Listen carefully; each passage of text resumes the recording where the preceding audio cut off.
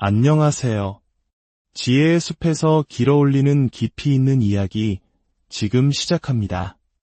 오늘 들려드릴 이야기는 누군가에게는 조금 불편하고 또 다른 누군가에게는 너무나 현실적인 이야기가 될지 모릅니다. 바로 준비되지 않은 죽음이 남은 가족들에게 어떤 상처를 남기는지에 대한 기록입니다.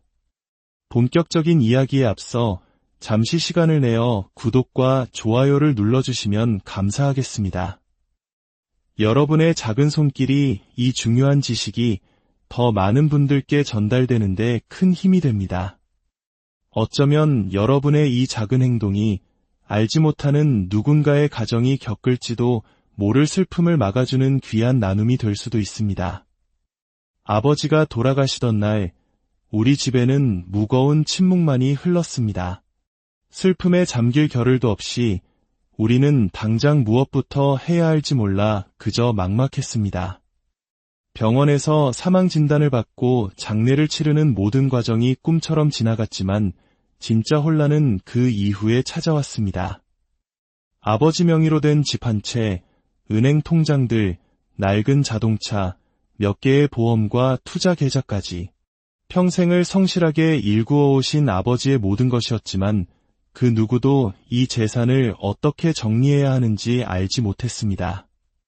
가장 큰 문제는 아버지가 유언장을 남기지 않으셨다는 사실이었습니다.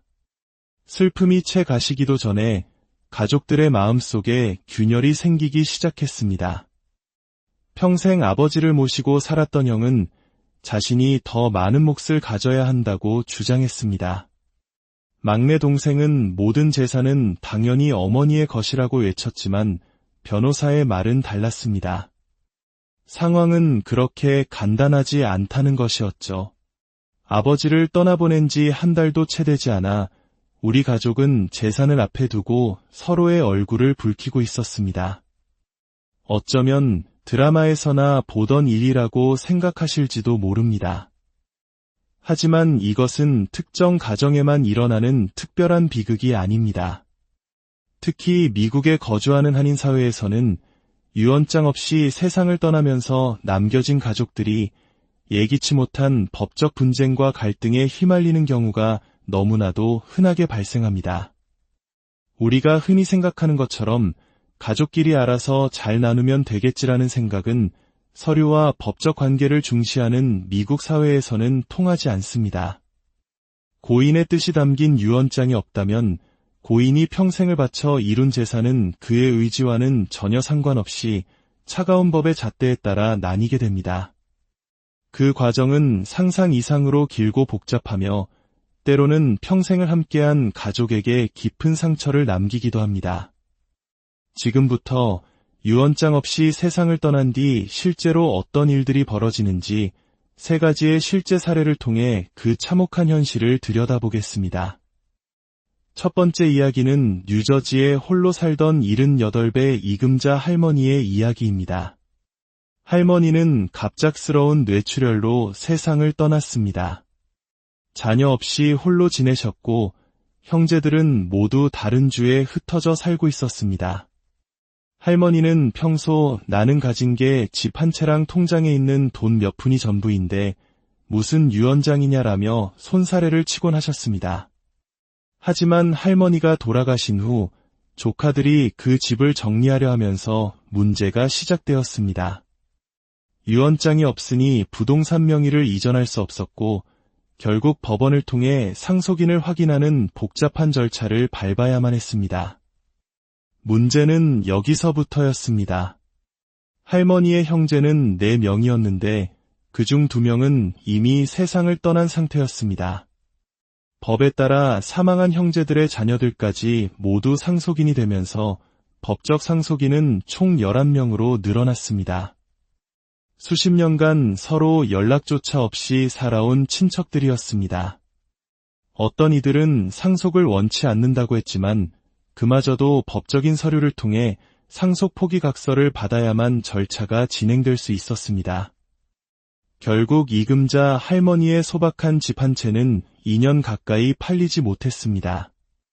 그 사이 집을 관리하는 비용과 변호사 비용은 눈덩이처럼 불어났고 할머니가 남긴 얼마 되지 않던 재산은 의미 없이 사라져 갔습니다. 한 조카는 이렇게 말했습니다.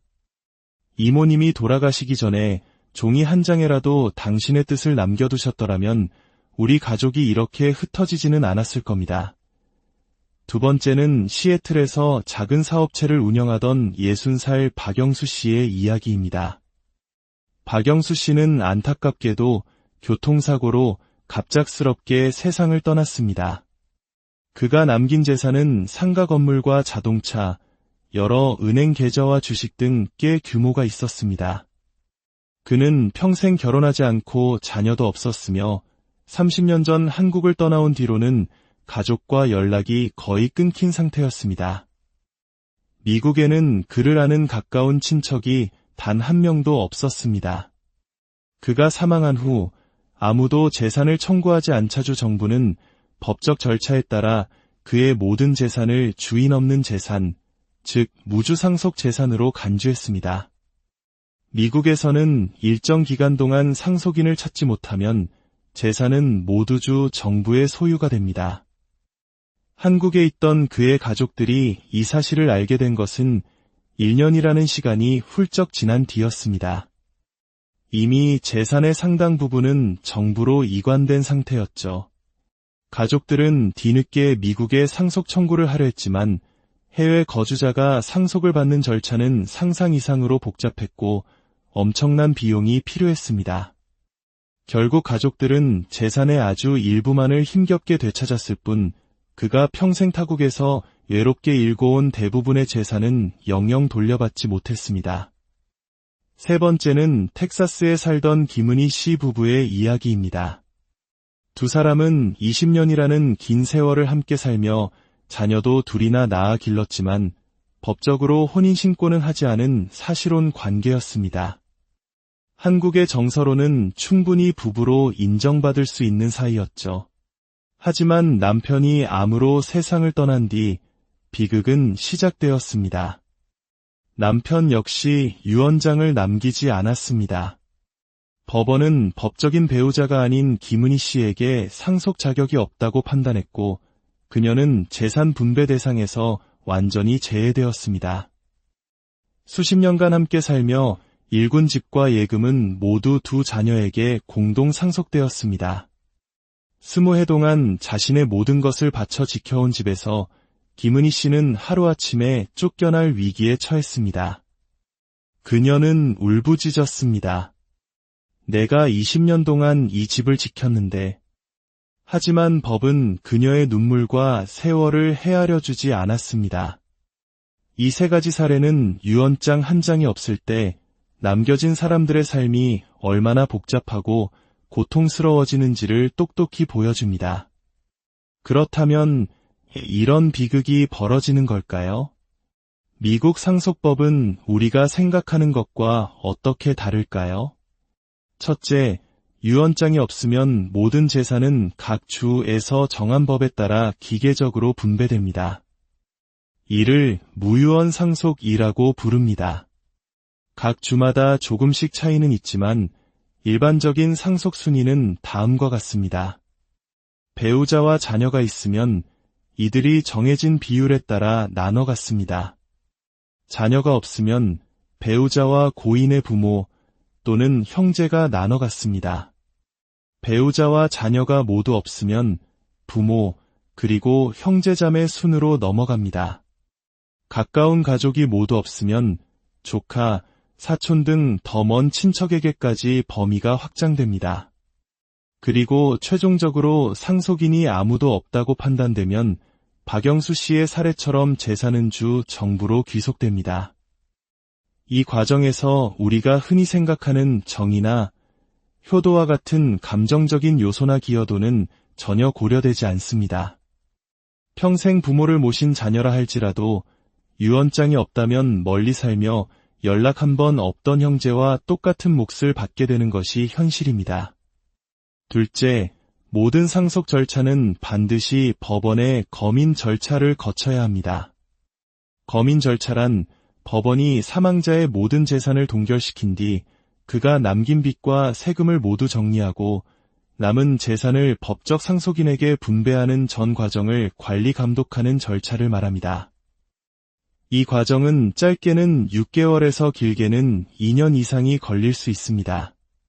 특히 상속인이 많거나 해외에 거주하거나 가족 간의 분쟁이 생기면 시간은 하염없이 길어집니다. 더 큰 문제는 이 과정에 드는 변호사 비용, 법원 수수료 등이 모두 고인의 재산에서 빠져나간다는 것입니다. 재산이 많지 않은 경우 이 비용을 제하고 나면 상속인들의 손에 쥐어지는 돈은 거의 없어지기도 합니다. 셋째, 사실혼 관계는 법적으로 거의 보호받지 못합니다. 앞서 김은희 씨의 사례처럼 수십 년을 함께 살아도 법적으로 혼인신고를 하지 않았다면 대부분의 주에서는 자동 상속인으로 인정해주지 않습니다. 일부 주에서는 사실혼을 인정하기도 하지만 이를 증명하는 과정이 매우 까다롭고 어렵습니다. 이 모든 혼란과 시간 낭비, 비용 손실, 그리고 무엇보다 가족 간의 가슴 아픈 갈등을 피할 수 있는 방법은 단 하나뿐입니다. 바로 미리 유언장을 작성해두는 것입니다. 유언장은 결코 부자들만을 위한 문서가 아닙니다. 재산이 많든 적든, 가족 관계가 단순하든 복잡하든 유언장은 내가 떠난 뒤 남겨질 소중한 사람들을 지키는 최소한의 안전장치이자 내가 그들에게 남기는 마지막 사랑의 편지입니다. 유언장에는 내가 가진 재산을 누구에게 어떻게 전달하고 싶은지를 명확하게 기록할 수 있습니다. 법정 상속 순위와 상관없이 내가 원하는 사람에게 재산을 남길 수 있고 복잡한 법원 절차를 피할 수 있으며 가족 간의 불필요한 오해와 다툼을 막을 수 있습니다. 죽음은 누구에게나 예고 없이 찾아옵니다. 그리고 준비되지 않은 마지막은 남겨진 이들에게 슬픔 속에 또 다른 상처를 안겨주게 됩니다. 지금 이 순간 종이 한 장을 꺼내 들어 보십시오. 그리고 적어보는 겁니다. 나의 마지막 뜻이 무엇인지, 나의 사랑이 누구에게 어떻게 전달되기를 바라는지 말입니다. 당신의 마지막이 남겨진 이들에게 슬픔 속에 또 다른 상처가 아닌 온전한 사랑의 기억으로 남을 수 있도록 그 최소한의 준비는 바로 유언장 한 장에서 시작됩니다. 지금 시작해도 결코 늦지 않았습니다. 오늘 이야기가 여러분의 삶에 깊은 울림을 주었기를 바랍니다. 감사합니다.